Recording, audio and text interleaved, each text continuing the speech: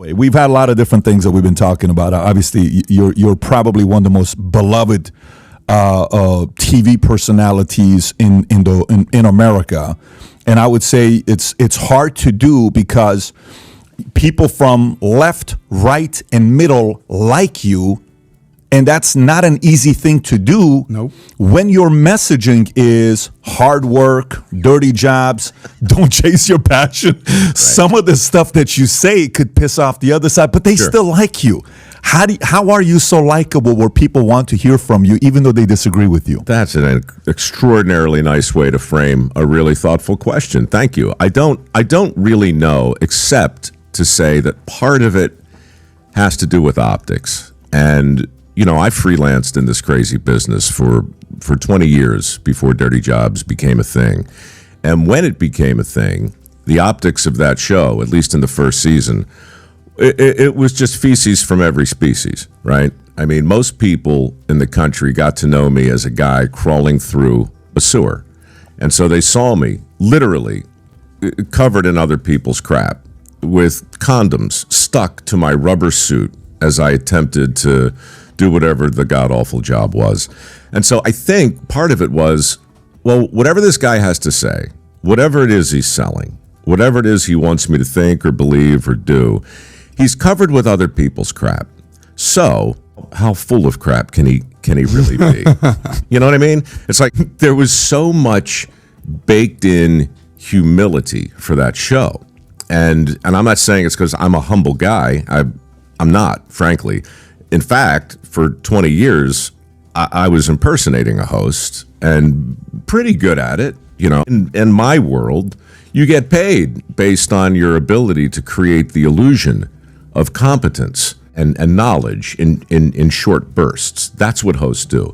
Dirty Jobs simply required me to stop doing that, take the pie in the face, let the person I was with be the expert, and assume the role, not of a host or an expert, but as an avatar, as an apprentice, frankly. So that's the long answer to your question. I think people got to know me as a guy who came out of the gate saying, I don't know, could be wrong, probably am, but here's what I think.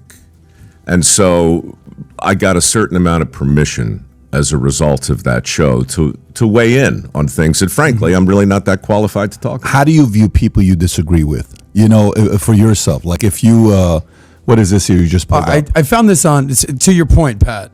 We're such at a divided time in America today, right? I mean, possibly and definitely in our lifetime. And we talk about being a unifier versus being a divider. Sure.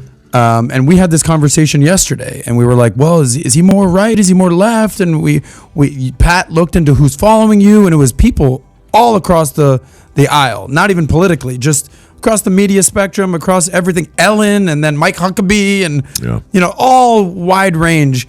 And here, I just looked at this article. Mike Rowe hits #1 on top TV personality social media, meaning somehow you're a very beloved figure. You're not a divisive figure, and. Nice. Well, I mean, I'm just looking at the stats here, brother. I mean, this ain't my opinion. Hey, man, it's on the internet. It's got to be true. But look at that hair, by the way. True. Holy cow. Yeah, this must be amazing. Well, Mike, let me ask this. Here's a question I wanted to ask, and I know this is really hard to get something like this to happen, but we're living in a time where the last 2.5 years, if you want to talk about divide and conquer, split the country, MAGA crowd hates the other side hates MAGA crowd. Look at these Republicans, these Democrats, pro-vax, anti-vax. It's so much about, I was on a flight the other day. Guy sitting next to me on the flight back from D.C. The entire time he had his mask on. In your mind, you already can say who this person voted for, what kind of channel he watches. You can probably list 20 things this guy does. And then, it's unfortunate, but we kind of are doing that. So for you, whether it's, I know you're an Ayn Rand guy, I know you're a big reader, you quote philosophers, you're a guy that was, big on self-development. Was the concept of how to win friends and influence people a natural thing that you grew up with? Or was it something your mom taught you, your dad taught you, a book you read? How did that personality come about, to learn how to get along with people you disagree with? It was probably a little bit of all of it, but your example is so insanely relatable. I mean, I sat next to a guy coming out here with 2 masks on, right? And when I sat down, he offered me a mask. And I said, hey, thank you, but I'm going to go ahead and... And he had already warmed it up. I mean, he pulled it out of his pocket. It's not what he was wearing. You know? Oh, okay. And so naturally, I offered him my underpants. No, I just said, thank you, but I'm going to, I'm good. He said, okay. And I sat there and I thought, what do I say to him next? I mean, we're going to spend 6 hours together, and it's not like we have to have a conversation, but to your point, I didn't see a mask. I saw a talisman. I saw an indicator of some other set of beliefs. So I stepped back from that and I said, well, wait a minute. Is it just a mask? Is it something else? And then I thought, well, what if he doesn't feel well? What if he thinks he might be running a low-grade fever? What if he's actually not scared, but trying to be as considerate as he possibly can to the people in this pressurized aluminum tube that are about to defy the laws of gravity? And what if he's just offering me a mask the way I might offer somebody a breath mint if I had an extra one? You know what I mean? Now, do I believe that's where he was coming from? Actually, no, I don't. I think he was probably coming from where you think he was coming from. But I felt better thinking that I was sitting next to a guy who was concerned about me. Optics. And then I just went on with my life. Yeah. So look, you can assign any meaning to anything, whether it's a mask or the release I just looked at for the first time that I wasn't able to immediately sign because I wasn't sure what I was doing, right?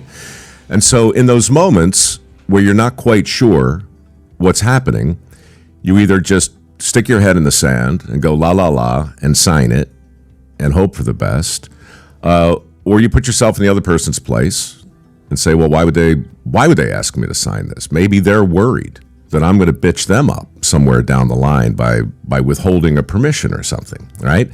And so it's all that. If you're able and willing and interested to look at the man behind the mask and ask yourself a slightly different question, then study after study shows you might not be an asshole.